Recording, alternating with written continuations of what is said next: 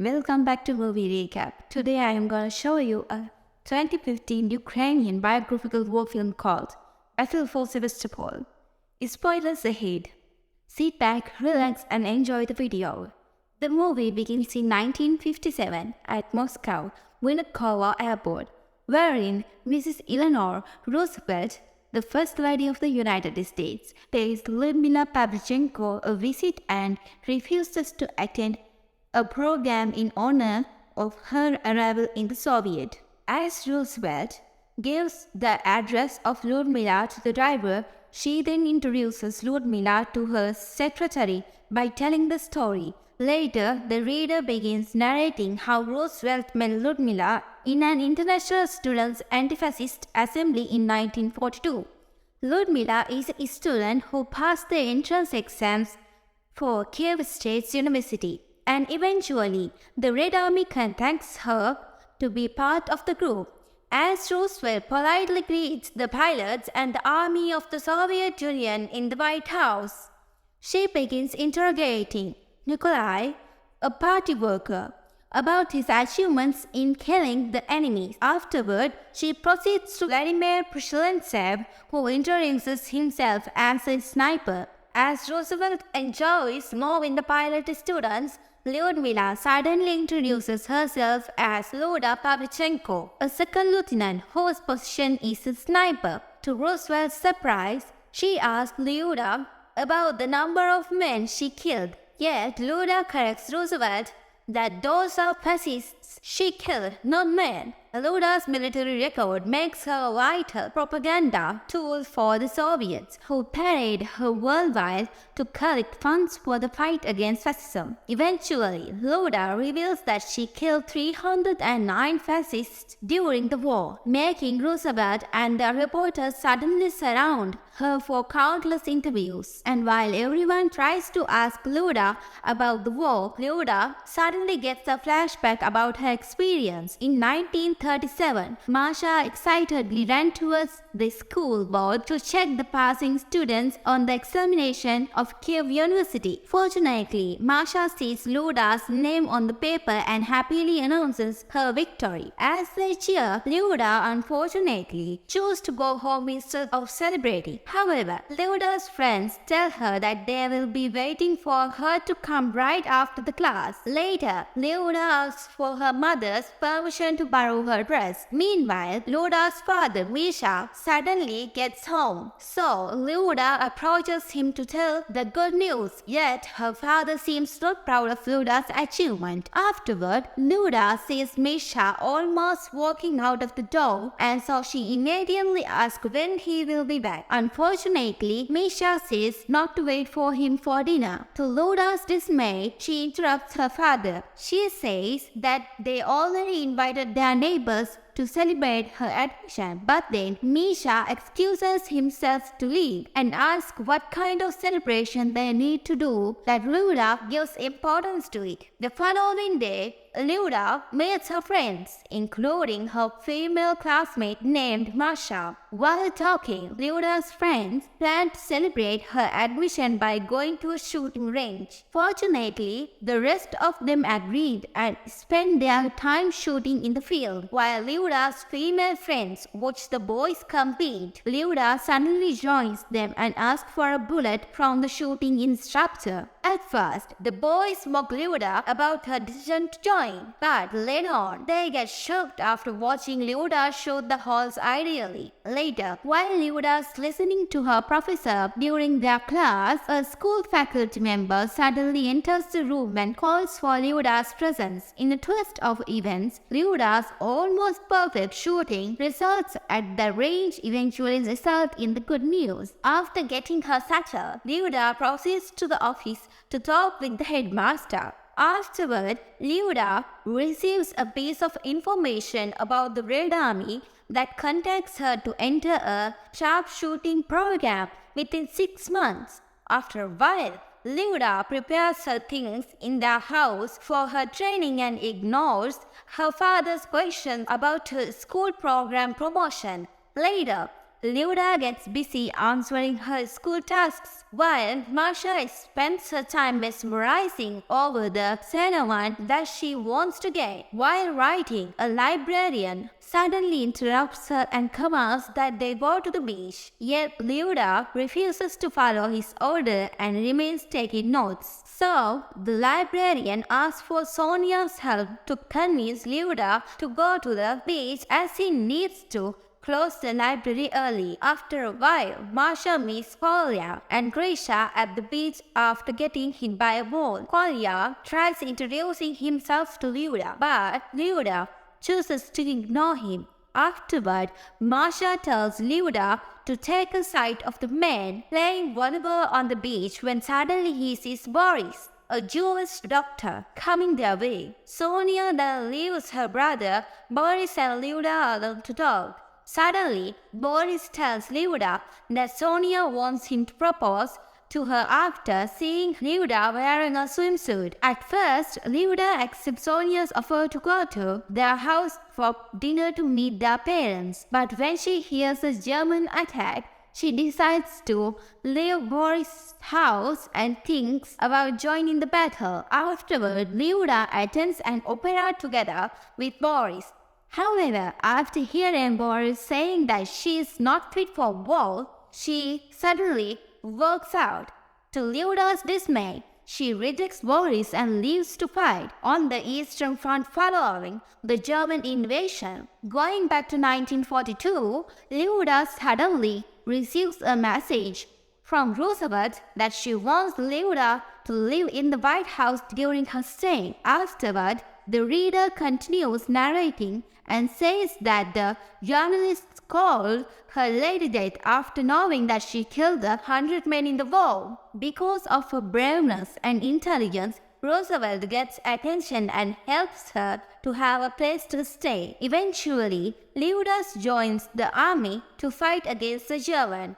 Unfortunately, Lyudmila faces tough training as their comrade Major feels eager to win the war and rescue the other soldiers from getting captured. While training, the comrade Major suddenly chooses Lyudmila to partner with a grizzled veteran sniper named Makarov after watching her performance on sniping the target hold. Later, in 1941, the battle against the Germans began. Lyudmila follows the captain's order by throwing the grenade first from a short range, then arrows lead the tank with armor-piercing rounds, and third, killing the driver. Afterward, Lyudmila favors the captain to give her a forward flank position to shoot wisely. After a while, the attack begins, and Lyudmila finally makes a vow to follow the order despite being outnumbered. As she snipes, Makarov suddenly witnesses Lyudmala's successful shot to snipe the driver's eyes.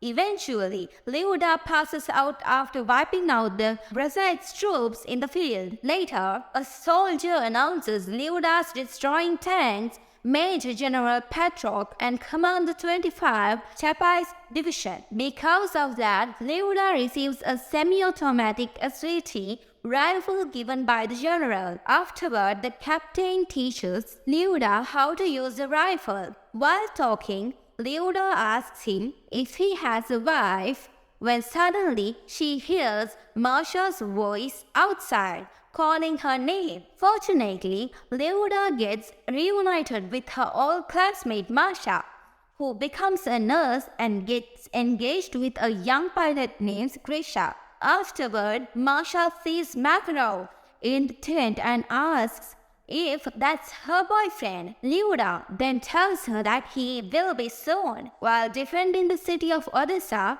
Lyudmila gets injured after saving her comrade on the battlefield. Unfortunately, Lyudmila refuses to follow his order to stay in the position and continues sniping the enemy, the reason why she gets into trouble and gets shot by German troops.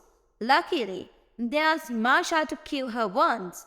Late at night, Lyudmila spends his dinner with Masha and Grisha when suddenly the two of them excuses themselves, leaving Lyudmila alone. Afterward, a man suddenly enters the tent and kisses Lyudmila. Lyudmila beats him out while Makarov sees them. Lyudmila then follows Makarov outside only to know that he can't return her affection. Makarov then explains that he lost his family when the Germans invaded.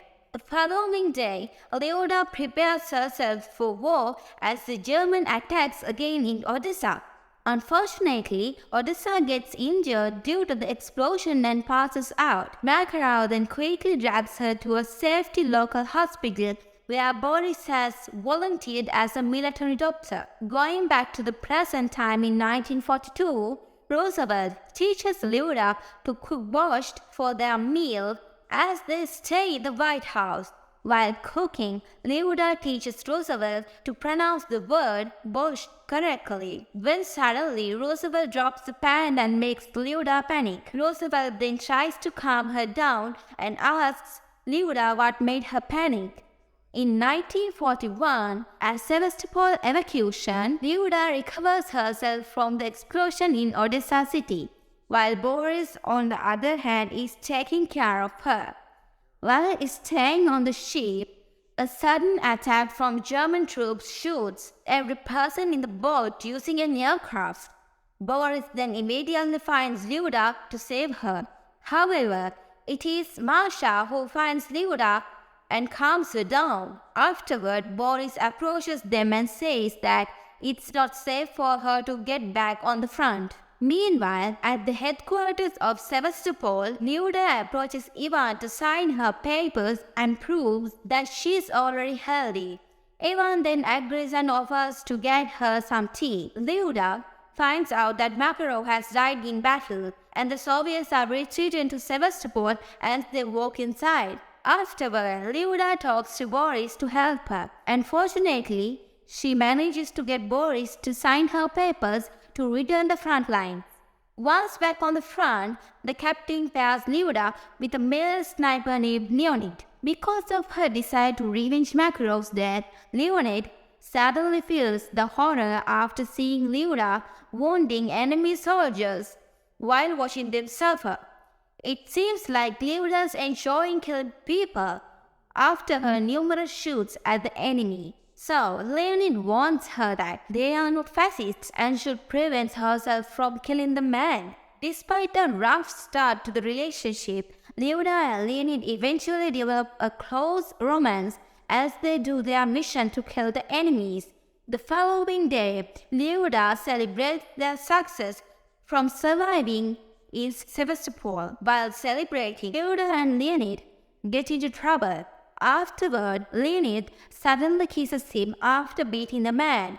Suddenly, Leonid and Lyudmila confess their love for each other. The following day, Masha, a nurse on the front line, calls Leonid and Lyudmila to witness her wedding. Then, afterward, she reveals the death of her fiancé. Lyudmila and Leonid mourn Grisha's death as they toast with Masha, and because of the development of their relationship, Lyudmila tells Leonid privately that she wants a son, but Leonid remains quiet, not answering her favor. Later, while Lyudmila and Leonid patrol in the field, Leonid suddenly steps on a mine that triggers a flare. Their surprise, it signals artillery fire onto the pair's position, but then they fail to escape the field and, unfortunately, kill Leonid. Afterward, Lyudmila carries Leonid and calls for help. Lyudmila again wakes up in a field hospital where Boris tells her that Leonid dies in the ambush.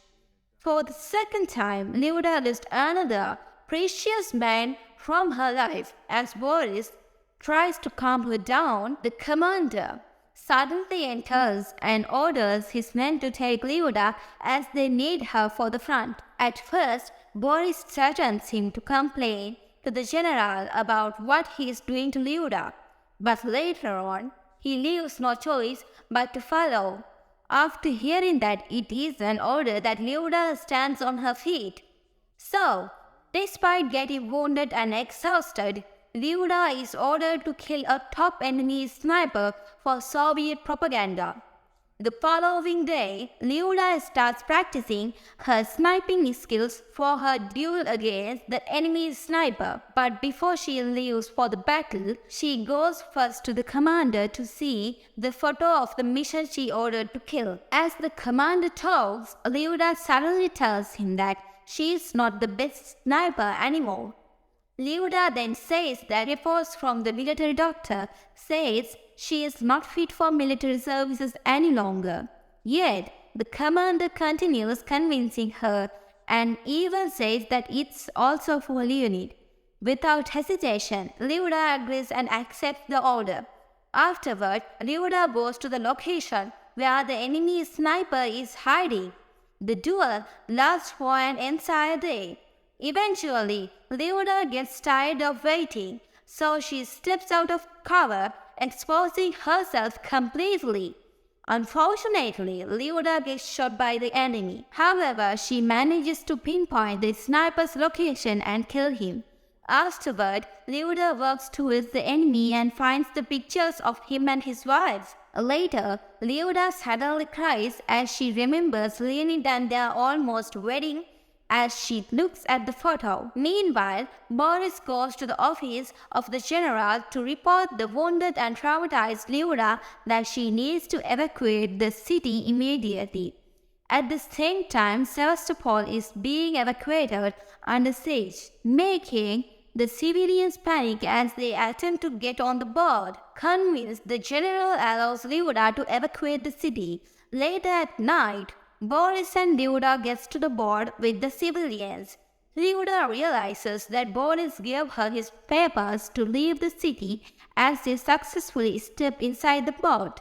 Unfortunately, only Lyudmila will escape the Sevastopol, leaving Boris behind to take the next steamer. Afterward, the reader continuously narrates, saying that the defense of Sevastopol lasted over 250 days, yet the enemy is still there. Unfortunately, there is no evacuation organized for troops and citizens. Only the general and officers from the command were safely evacuated by the boats. Then, suddenly, a voiceover reveals that Boris, Masha, and countless civilians and soldiers died defending the city from the Germans.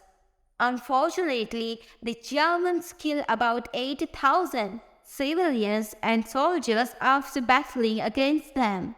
Meanwhile, in 1942, Lyudmila finally made her speech in Chicago, Illinois. At first, Lyudmila attempts to embrace her femininity by wearing a dress for her address in New York, but unfortunately the Soviet propaganda minister refuses to allow her favor as he tells her that she is a Soviet soldier and not a woman. He then forces Lyudmila to change back into a Red Army uniform. Then, as she begins her address, Lyudmila introduces herself by telling them the number of fascists she killed during the war. To everyone's astonishment, Lyudmila makes a vital impression on the predominantly male crowd as she finishes her speech by asking, "Don't you think, gentlemen, that you have been hiding behind my back for too long?" Because of that, Lyudmila receives a round of applause from the audience, resulting in her successful speech. The movie ends with Lyudmila finishing her studies in the university and luckily receiving a Hero of the Soviet Union award in the highest rank. Then, after 15 years, Roosevelt plans on visiting Lyudmila while spending her time on a trip to Moscow, USSR. There, Roosevelt finishes Lyudmila's story by telling her secretary that Lyudmila won as a diplomat, a soldier, and a woman. Afterward, Roosevelt attends the opera with Lyudmila and her son, assuming that the boy is Leonid's child. Thank you for watching.